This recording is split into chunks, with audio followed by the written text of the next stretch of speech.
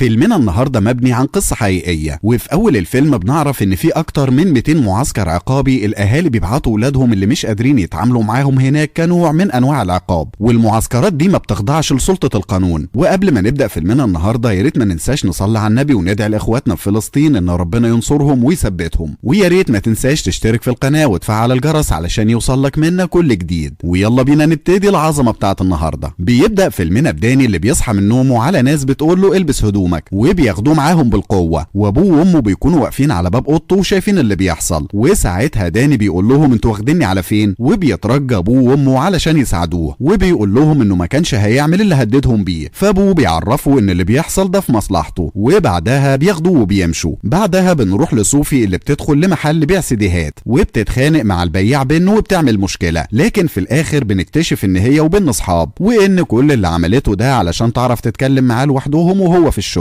وبتتفق معاه انهم يتقابلوا الساعة 9 بالليل في حفلة ليديا صاحبتها. وفي نفس اليوم بالليل بيكون جاك في الحانة وبيبقى واضح ان بقاله فترة كبيرة مدمن. وفي نفس الوقت بتكون في حفلة في بيت صوفي، وامها وجوزها كارل بيكلموا ضيوفهم عن مجهود كارل في محاربة انتشار ماريجوانا والمخدرات بين الشباب. وساعتها صوفي بتقول للضيوف ان جوز امها كان بيدخن معاهم ماريجوانا قبل ما هم يوصلوا. وهنا بيتعصب كارل على صوفي وبيقول لها ان ما بقاش مستحمل تصرفاتها الغلط. وبعدها بيروح بينا للحفلة، وهناك بيقابل صوفي اللي بتقول له انها ما بقتش قادرة تعيش مع كارل جوز امها اكتر من كده، وبتطلب منه انهم يتجوزوا ويسافروا. وبتقول له ان في ولاية نيفادا مش لازم تتم 17 سنة علشان تقدر تتجوز، وانهم ممكن يسافروا ويتجوزوا هناك. فبن بيقول لها انهم لو قرروا يتجوزوا يبقى لازم يتجوزوا علشان هم بيحبوا بعض، مش عشان تهرب من العيشة مع جوز امها. وهنا بيتهجم 2 على صوفي وبيبعدوها هي وبن عن بعض، وبيقولوا لها ان اهلها هم اللي كلموهم علشان ياخدوها علشان تتربى من اول وجديد. وبيحاول بن انه يدافع عنها، لكنهم بيشلوا حركته وما بيقدرش ينقذ صوفي اللي بيدوها حقنة مهدئة بتخليها تفقد الوعي. فبيروح بن البيت صوفي وبيسأل امها صوفي فين، فبتقول له انها في معسكر وهتعيش هناك لمدة سنة علشان يعيدوا تأهيلها من اول وجديد. وهنا كارل بيطلب منه يمشي وما يرجعش هنا تاني والا هيتصل بالشرطة. وتاني يوم الصبح بتفوق صوفي على مركب في المحيط، وبيكون معاها جاك وداني و2 تانيين. فبتفضل تسألهم انتوا مين وموديني على فين، فمحدش بيرد عليها. ويوم 26 اكتوبر بيوصل المركب لجزيرة فيجي الموجودة شمال المحيط الهادي، وبيستقبلهم 2 من امن الجزيرة، وبيمشوا ال3 معاهم وهم متكتفين لحد ما بيوصلوا لحدود المعسكر. وهناك بيقابلوا لوجان مدير امن المعسكر اللي بينادي على اساميهم، وبعدها بيفك ايديهم وبيركب لهم اجهزة استشعار في رجلهم، وبيقول لهم انهم هنا مش في سجن، والدليل على كلامه ان مفيش حيطان ولا زنازين. وبيقول لهم ان في حدود للمعسكر لو حاولوا يعدوها اجهزة الاستشعار اللي ركبها في رجليهم هتعرفوا، وساعتها هيكون عقابهم شديد جدا. وبيفهمهم انهم لو حاولوا يهربوا عن طريق البحر هيغرقوا بسبب الامواج او سمك القرش هيخلص عليهم. وبيربطوا رجلهم بسلاسل في صخور قريبة من الشط وبيسيبوهم وبيمشوا. وبالليل بسبب المد والجزر ال3 بيلاقوا نفسهم بيصارعوا امواج المحيط. والصبح بيصحوا على صوت الدكتور هيل صاحب المعسكر اللي بيقول لهم انهم هيتولدوا من جديد في معسكر الصفاء. وساعتها جاك بيقول له كلام ما بيعجبهوش، وصوفي بتقول له انهم كانوا هيغرقوا بالليل بسبب اللي عملوه معاهم. فبيقول لها انه كان عاوزهم يجربوا احساس اهاليهم اللي بسبب عمايلهم كل يوم بيحسوا انهم مربوطين في صخر ومش قادرين يتصرفوا، وبياخدهم على المعسكر. وساعتها جاك بيشوف في ارض المعسكر حفرة وعليها غطا حديد، وبيكون هو ده السجن الانفرادي اللي بيتسجن فيه اللي بيغلط. ووقتها جاك بيقول لهيل انت مجنون ومحتاج تتعالج، وبيحاول يهاجمه. وهنا لوجان بيتدخل وبيشل حركته وبيبعدوا عن هيل واللي معاه اللي بيكملوا طريقهم للمعسكر. وساعتها هيل بيقول لهم ان في برنامج لازم يمشوا عليه، وكل واحد منهم يشتغل وينفذ المطلوب منه. وبيقول لهم ان اللي بينفذ اوامره بيكون ليه مكافآت. وهنا بتوصل إيلين فبيعرفهم بيها، وبيقول لهم انها من احسن البنات اللي دربهم، وبيقول لهم ان هي اللي هتوريهم اماكنهم في الخيم بتاعتهم. وبتاخدهم إيلين للمعسكر وبتقول لهم ان المبتدئين بيلبسوا التيشيرت الاسود، واللي بيتبعوا القوانين وبينفذوا المطلوب منهم بيترقوا وبيلبسوا التيشيرت الاصفر وبعدها التيشيرت الابيض. ولما صوفي بتسأل إيلين وانت دخلتي هنا ازاي، إيلين بتقول لها ان المهم انها هترجع لبيتها بعد شهرين. وبعد كده الدكتورة ليكسي اخت هيل صاحب المعسكر بتتعرف على صوفي. وفي نفس اليوم بالليل بن بيقابل ام صوفي وبيعرف منها اسم ومكان المعسكر اللي صوفي موجودة فيه، وبتقضي صوفي ايامها الصعبة في المعسكر. وفي نفس الوقت بن بيفضل يجمع معلومات عن المعسكر ومكانه وازاي يقدر يدخل ليه. ويوم 19 نوفمبر صوفي بتشوف جاك وهو محبوس محبوس في الحفرة. وبنروح لبن اللي بيقابل ديلر في الشارع، ومن بعدها بيفضل ياخد في حقن وبيعامل اهله بطريقة مش كويسة. وفي يوم في المعسكر بيكونوا كل الشباب متحمسين للعشاء، ولما صوفي بتسأل ترينا عن السبب بتقول لها انهم مسموح لهم ياكلوا فراخ يوم واحد بس في الشهر والنهارده هو اليوم ده. وبتسرق ترينا قطعة من الفراخ وبتخرج تاكلها لوحدها. وساعتها لوجان بيشوفها وبيقول لها انه مش هيبلغ عنها بشرط انها تعمل معاه علاقة، وبيوعدها انه هيوصي عليها علشان تترقى وتلبس التيشيرت الاصفر. وفي نفس اليوم بالليل بيكون في عاصفة شديدة والخيم اللي في المعسكر كلها بتتهد. وتاني يوم الصبح إيلين بتقول للبنات ان ترينا هتكون هي المشرفة عليهم النهارده. وساعتها ترينا بتطلب من البنات انهم ينظفوا المعسكر وينصبوا الخيام من اول وجديد. ولما صوفي بتتعب وبتحاول ترتاح شوية بتتعصب ترينا عليها وبتطلب منها ترجع تشتغل. وهنا ترينا بتخلي كل البنات يضربوا صوفي ويغطوا جسمها بالطين. وبعد كده بيوصل بن للمعسكر وبيشوف صوفي وهي تعبانة وزمايلها مسندينها. وفي نفس اليوم بالليل بيروح بن لخيمة الصبيان والقائد بيعرفوا المكان اللي هينام فيه. وساعتها جاك بيحاول يضايق بن لكن القائد بيبعدوا عنه وبيقول لهم اجهزوا عشان العشاء. وبيروح بن يقعد قصاد صوفي اللي بتتفاجئ انه معاها في المعسكر. ولما صوفي بتخرج من قاعة العشاء بيخرج بن وراها فبتسأله انت جيت هنا ازاي؟ فبيقول لها انه كان بياخد حقن ملح واوهم اهله انه بقى مدمن وبقى يعمل مشاكل كتير لحد ما بعته هنا. وبيقول لها انه هيهربها من هنا قريب. وبعدها بياخد شوكة اكل وبيخبيها في هدومه. وتاني يوم الصبح بيتدرب هو وباقي الشباب مع لوجان. وساعتها بن بيتظاهر انه واقع علشان يدرس المكان كويس. وبعدها لوجان بيطلب منهم ينزلوا للمحيط فبينزلوا كلهم. ووقتها داني بيكون هيغرق فبن بينقذه. وتاني يوم الصبح هيل بيقول لهم ان ترينا اثبتت جدارتها وعشان كده اترقت وهتلبس التيشيرت الاصفر. ولوجان بيسلمها التيشيرت. وفي نفس اليوم بالليل بيكون بن في الحمام بيحاول انه يقفل السنسور اللي في رجله، لكن لوجان بيقول له اخرج من الحمام فبيخرج بسرعه. وبعدها بيكون دور صوفي في الاعتراف، ولما بترفض زمايلها بيفضلوا يضربوا فيها. وبيبان على بن انه متضايق من اللي بيحصل لها لكنه ما بيتدخلش. وبعدها بنرجع بالزمن عشان نشوف صوفي وهي بتكذب قدام صحاب كارل وبتقول لهم انه بيروح لها اوضتها بالليل. وبنرجع تاني لصوفي اللي بتعتذر قدام الكل. وبعدها بتشوف ترينا وهي داخله اوضه لوجان. وهنا بن بيفاجئها وبياخدها بعيد وبيقول لها انه عنده خطه علشان يهربوا وانه مش فارق معاه اي حاجه هي عملتها. لكن صوفي بتقول له انها حاسه انها تستاهل اللي هي فيه دلوقتي وانها لازم تفضل في المعسكر وبتسيبه وتمشي. والصبح صوفي هي وزمايلها بيشوفوا سفينه في المحيط. وساعتها إيلين بتقول لهم انها بعد شهرين هتكون على السفينه دي في طريقها لبيتها. وترينا بتقول لهم انها بقالها سنتين عايشه على الجزيره دي ولسه قدامها سنه كمان. وفي نفس الوقت بيكون الولاد بيلعبوا كره امريكيه. وساعتها بن بيتعمد انه يخرج بره حدود المعسكر فجهاز الاستشعار بيشتغل. ولوجان بيرجع بن جوه المعسكر وبيتصل بهيل على اللاسلكي وبيقول له ان كل حاجه تمام. وتاني يوم هيل بيقول لهم ان عنده مؤتمر في لوس انجلوس وهياخد معاه زميلهم نيكولاس لانه متفوق عليهم كلهم. وبعدها صوفي بتقول لبن انهم لازم ينفذوا خطتهم لما هيل يسافر. وبالليل ليكسي بتقول لاخوها انها خايفه لان اللي بيعملوه في المعسكر مش قانوني، وبتفكروا بالمعسكر اللي كان قبل ده واللي ماتت فيه بنت، وعلشان كده ساب المعسكر التاني وبنى معسكر جديد هنا. فبيقول لها ان المحكمه برأتهم، فبتعرفوا ان مفيش داعي انه يسافر لوس انجلوس ويقابل اهالي الولاد. فبيفهمها انه زي ما بيربي ولادهم لازم يربيهم هم كمان. وساعتها اخته بتقول له انها بتتمنى انه يكون عارف هو بيعمل ايه وانه ما يكونش اصراره على اللي بيعمله ده بسبب اللي حصل له زمان من ابوهم وامهم. وتاني يوم بيقدر بن انه يتحكم في فتح وقفل جهاز الاستشعار اللي في رجله، وبيوصل هيل لوس انجلوس. وفي المعسكر بيروح بن لصوفي والاتنين بيجروا مع بعض. وعند حدود المعسكر بن بيوقف جهاز الاستشعار اللي في رجله، وبعدها بيروحوا المكتب هيل وبن بيقدر انه يوصل لملف صوفيا وبياخد السلسله بتاعتها وبيرجعها ليها، وبياخد الباسبور بتاعه وبيجروا هما الاتنين ناحيه المركب. وساعتها صوفي بتساله احنا رايحين فين؟ فبيقول لها انهم هيروحوا للجهه التانيه من الجزيره. وبيشغل بن موتور المركب فالمركب بيتحرك. وفي نفس الوقت في لوس انجلوس بيبتدي هيل محاضرته مع اهل الولاد والبنات اللي في المعسكر. وساعتها هيل بيعرف ان بن راح المعسكر ورا حبيبته علشان ينقذها. وفي نفس الوقت المركب اللي عليه بن وصوفي بيصارع الامواج اللي بتكون عنيفه جدا لدرجه انها بتقلب المركب، لكنهم بيكونوا بقوا قريبين من الجهه التانيه من الجزيره فبيروحوا للفندق اللي هناك. لكن لوجان واللي معاه بيقبضوا عليهم وبيرجعوهم المعسكر وبيحبسوهم. وساعتها هيل بيقول للشباب ان الحسنه تخص والسيئه تعم، وعلشان كده هيحرم المعسكر كله من الفطار لمده 3 شهور. وبيعدي الوقت وصوفي وبن بيفضلوا في الحجز. وفي يوم 1 فبراير بتحصل عاصفه فبيطلعوهم من الحجز. التنفيذ. وهيل بيتكلم مع بن وبيقول له انه كان عارف انهم هربوا لكنه سابهم يكملوا التجربه للاخر، وبيعرفوا انه لو كان بيحب صوفي ما كانش هيعرضها لانها تغرق في المحيط ولا لانها تتحبس في الانفرادي، وبيقول له انه هيسيب الجزيره بعد 3 ايام وهيرجعوا لبيته على الطياره اللي بتجيلهم يوم الخميس، وبيقول له لما تسيب المعسكر هحول حياه صوفي الجحيم. وبعدها بيروح بن يشتغل، ولما صوفي بتشوف شكله متضايق بتساله مالك، فبيقول لها انه متضايق لانه عرض حياتها للخطر وان هيل معاه حق في ان مكانه مش هنا، وبيعرفها انه هيرجع بيته، فبتنهار وبتقول له ما تسيبنيش هنا لوحدي. وتاني يوم بيكونوا الولاد بيتدربوا مع لوجان، وساعتها بيقول لهم انزلوا المحيط، فبينزلوا كلهم، ولان داني ما بيعرفش يعوم بيبتدي يغرق، فبينادي على بن علشان ينقذه، لكن بن ما بيسمعهوش، وبعدها كلهم بيطلعوا من الميه الا داني اللي بيفضل ينادي على بن، ولما بن بيسمعه بيرجع له، لكن لوجان بيمنعه انه يرجع الميه وينقذه لحد ما داني بيختفي من قدامهم، فبينزل بن الميه وبينزل لوجان وراه وبيطلعوا داني من الميه، وساعتها بيكتشفوا انه مات، فبن بيقول للوجان انه هو اللي قتله، وساعتها لوجان بيقول له ان داني غرق وهو بيحاول يهرب، وبيهدده انه لو اتكلم هيحبسه اسبوعين في الحفره، وبعدها بينادي على واحد من الامن وبيخليه يشيل جثه داني، ولما بيرجع بيها للمعسكر كل الشباب بيسالوه ايه اللي حصل له، لكنه ما بيردش عليهم، ووقتها هيل بيقول للوجان انه بوظ كل حاجه وانه مش هيقدر يحميه، والشرطه بتوصل وبياخدوا جثه داني، وهيل بيفهم الضابط ان داني حاول يهرب وعلشان ما بيعرفش يعوم غرق، وبالليل هيل بيقول للشباب والبنات ان لوجان اتسبب في موت داني وانه النهارده هو اللي هيعترف، وساعتها ترين بتقول له كام بنت اتوسطت ليها علشان تترقى وتلبس التيشيرت الاصفر، ووقتها البنات التانيين بيسالوه نفس السؤال، وفي اللحظه دي كل الشباب والبنات بيهاجموه وبيفضلوا يضربوا فيه لحد ما بيفقد الوعي، وبعدها بن بيقول لهيل مين اداك الحق تعذبنا وتذلنا، فبيقول له اهاليكم، فبن بيعرفوا انهم بيدفعوا له فلوس علشان يعاملهم باحترام، لكن هو بيستغل سلطته عليهم، وكان السبب في موت بنت قبل كده في معسكر تاني، ودلوقتي واحد من رجالته قتل داني، وبيقول لزمايله لو ما دمرناش المعسكر ده النهارده يبقى موت داني ملوش تمن، وهنا بيكون موت داني هو الشراره اللي بتخلي الشباب والبنات يتمردوا على هيل ورجالته، وبيتحدوا كلهم مع بعض وبيكسروا في المعسكر، وبعدها بيدخلوا للمطبخ وبيولعوا البوتاجاز وبيولعوا شعلات وبيحرقوا بيها المعسكر، ولما لوجان بيحاول يهرب بيرموا عليه برميل فبيفقد سيطرته على العربيه وعربيته بتغرز وبتولع بيه، وبعدها جاك بيدخل لمكتب بن وبيدخل بن مع صوفي من الباب التاني، وساعتها هيل بيرفع عليهم المسدس فجاك بيضربه من ورا فبيقع على الارض، وساعتها بيوجه مسدسه ناحيه بن فبتقف صوفي قدام بن، لكن مسدس هيل بيكون ما فيهوش رصاص، وهنا ليكس بترمي رصاص المسدس على الارض وبتقول لاخوها كان لازم اللي بتعمله ده ينتهي، وبعدها الشباب بيحبسوه في الحفره وكلهم بيجروا وهم فرحانين بانهم بقوا احرار، وبينزلوا الميه وهم بيضحكوا، وبنعرف في النهايه ان المعسكرات دي موجوده في السبعينات وعدد كبير من المراهقين اتحبسوا فيها لفترات طويله، واكتر من 40 مراهق ماتوا جوه المعسكرات دي. وبكده بيخلص ملخص فيلمنا النهارده، يا ريت ما تنسوش تشتركوا في القناه وتفعلوا الجرس عشان يوصلكم منا كل جديد. سلام.